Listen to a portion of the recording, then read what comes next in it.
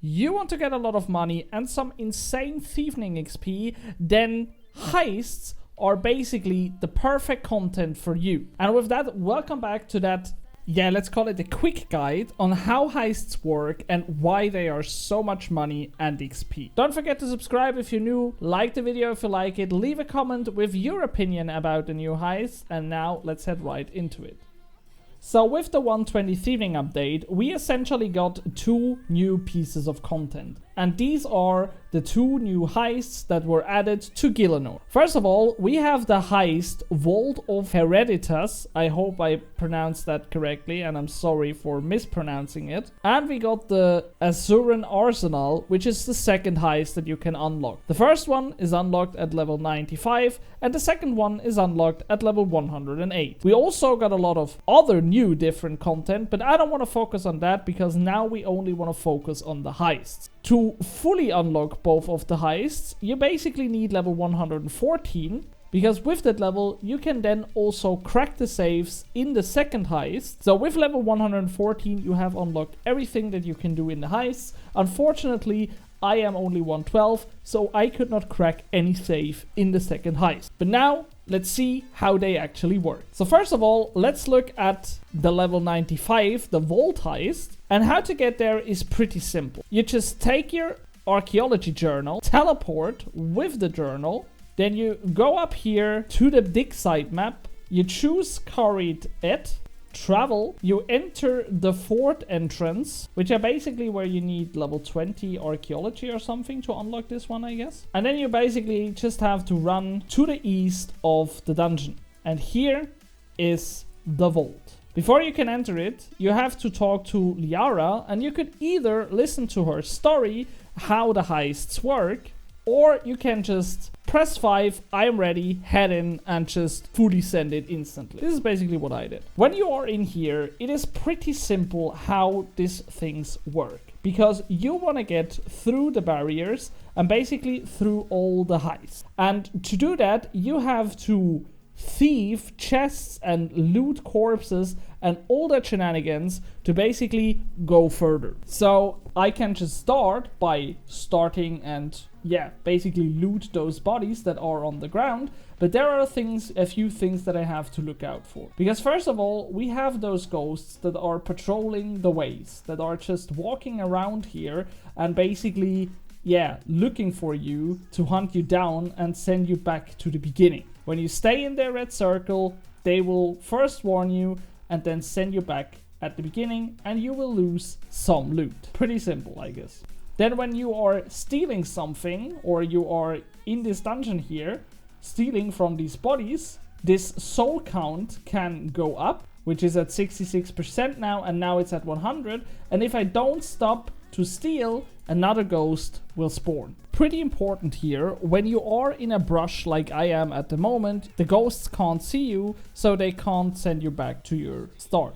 And this is basically the whole mechanic that is there to look out for. So basically you then just have to steal the right things to enter the next rooms. For example, here I just had to steal this dead legionary, and now I could just enter through the legionary barrier because I already got the legionary seal. I could also loot the second one if I want to get some extra loot and some extra XP, but this is up to you if you want to do this. So room number 2 is actually pretty simple. You have these shadow chests, you have saves, and you have some dead bodies again.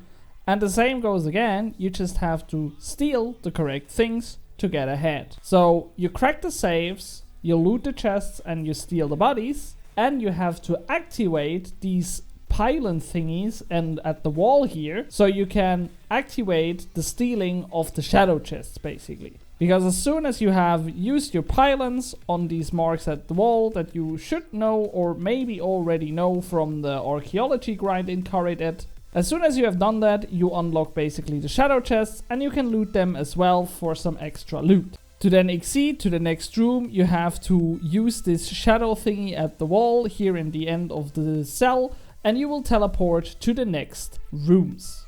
Here you basically have 2 ghosts that just walk around that you have to avoid by either just dashing away from them, running away from them, or hide in the brushes. And then you have a lot of chests and safes that you can crack and loot to fill your loot bag. Just to be clear, the more things you clear, the higher the count of the loot bag goes and the more money or loot you will get at the end. Technically, you could also just loot exactly that body right here to get the next sigil, to unlock the next barrier and get to the next room. The room here is pretty interesting because again, you have to use your pylons to activate these thingies at the wall, so you can either loot the shadow chest or not. This is basically whole optional. Again, the more loot, the more money.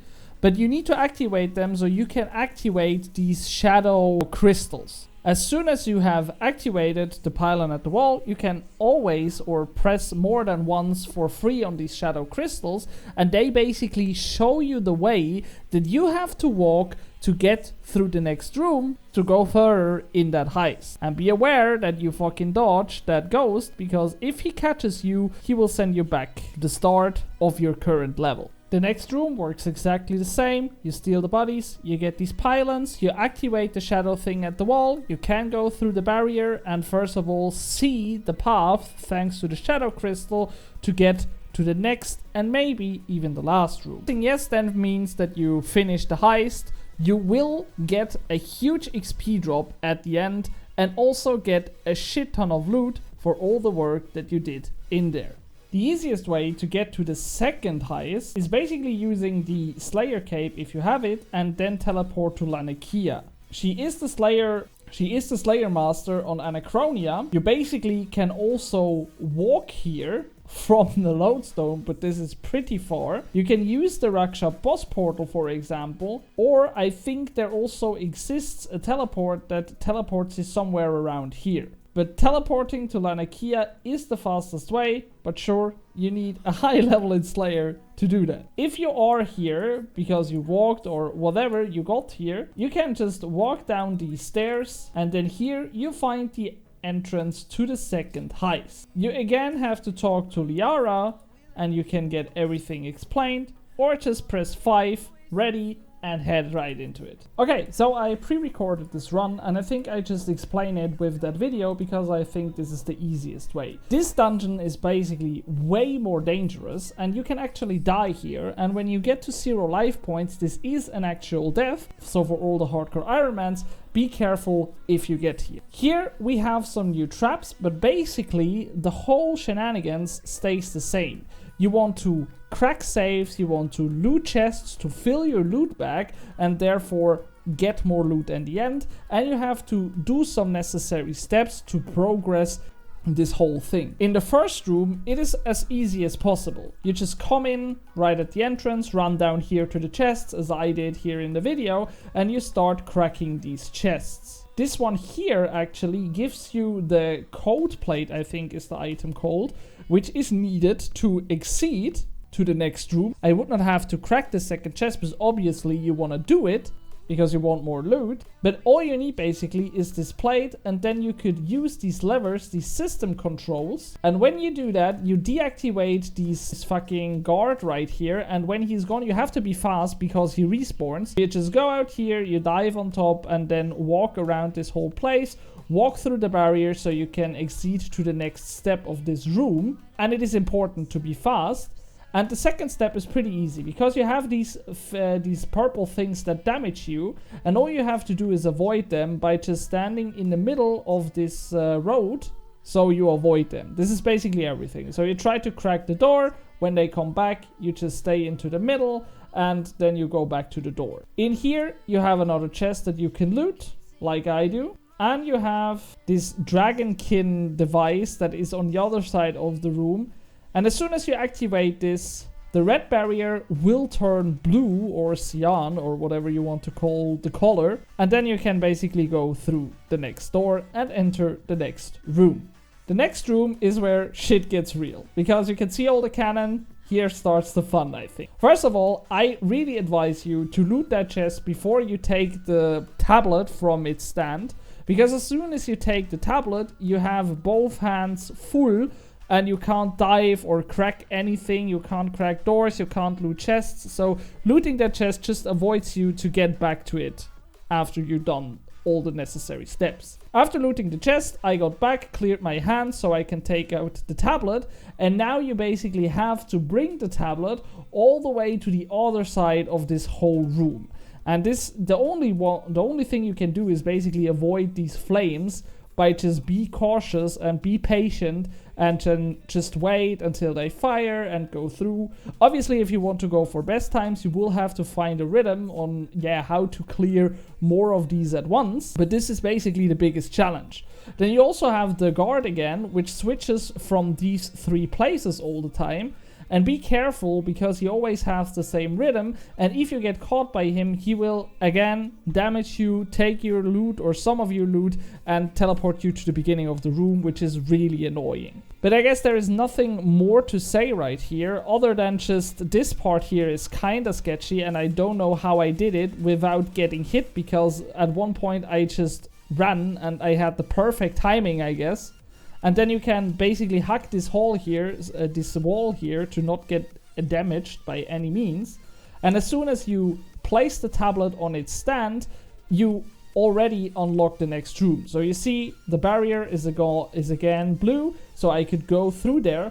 But obviously, if you want to go for some loot, you loot the chests, and you, if you can, you also loot the safes that are located right here. And also, dive is really insane here. So if you haven't unlocked dive, do that before you go for heists. It's just an insane upgrade. In the next room, the first thing I do is loot the chest again, because I want to get some loot.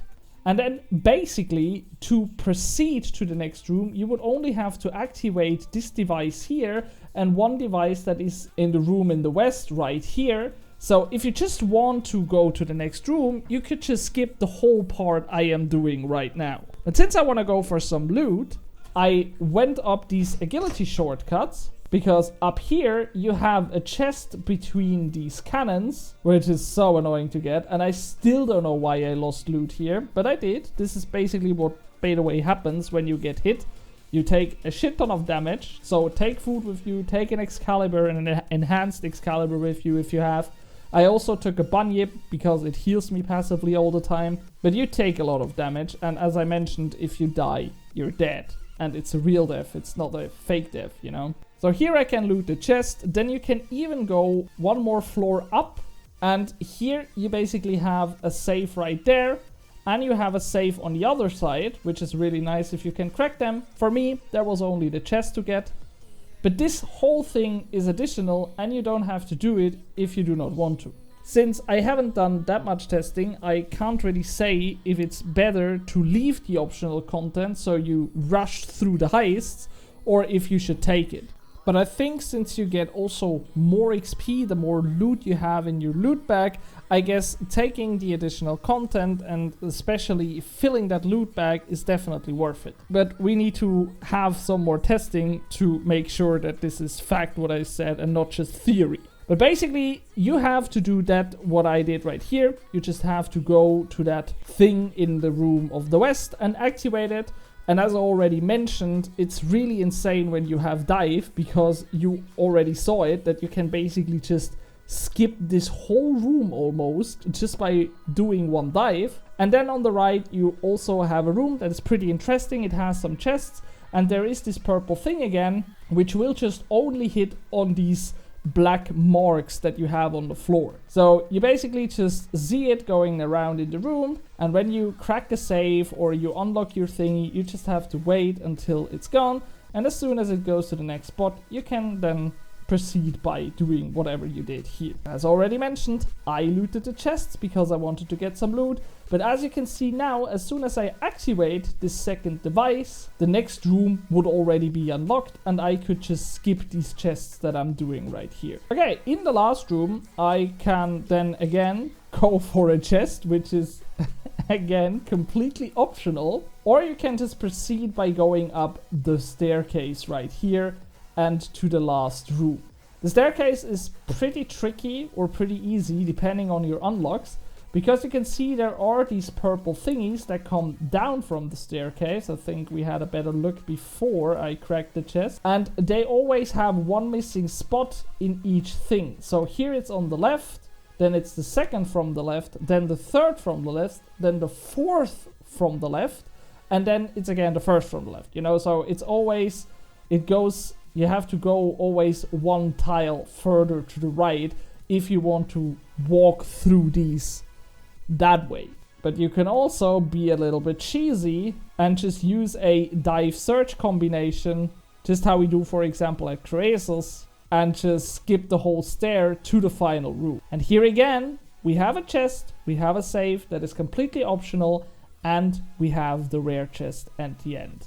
Just as the last dungeon, as soon as you go for the rare chest in the end, this will be the optional end of the heist. You can always press no and then loot some other chests if you want to. But basically, if you get here, I think you want to open the chest and then press yes and basically leave the dungeon to again get a shit ton of XP. So I think this XP drop looks really insane, just getting 150,000 XP at the end, and also the loot that can be really great. I mean, there are also rare items that came to the game with the heists, with a new bow, a new staff, the new necromancy mask, and so on. But I don't know what the drop rates are on these, so I guess they will be kinda rare, but also kinda valuable.